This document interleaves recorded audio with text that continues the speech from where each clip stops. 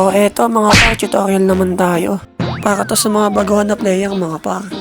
O baka may biglang magsabi niyan na alam na namin yan mga par. Para nga lang to sa mga baguhan at sa mga hindi pa nakakaalam. Para makita nyo kung kailan ba siya lalabas mga par. So eto na nga. Kung mapapansin nyo mga par, nakatayo lang ako dito. Pero hindi pa din lumalabas yung minions. Kasi nga 9 seconds pa lang yan. Alam nyo mga par, tuwing lalabas ang first wave ng minions mga par, ito ay nagsisimula sa 10 seconds mga par. Punta naman tayo dito sa second wave mga par. Lalabas nga lang yung second wave dito mga par tuwing 40 seconds. Tandaan nyo yun mga par ha, 40 seconds.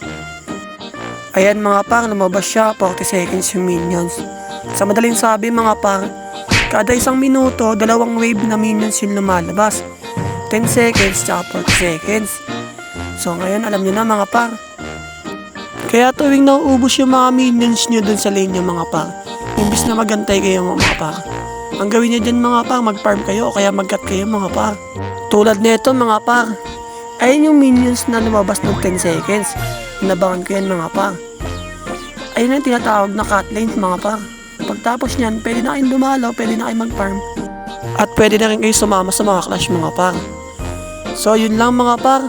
Sana may natutunan kayo. Uulitin ko mga par ha. 10 seconds may lalabas na minions. 40 seconds may lalabas na minions. Tuwing isang minuto mga par, dalawang wave yung lumalabas. Tandaan niyo yan mga par ha. Nice.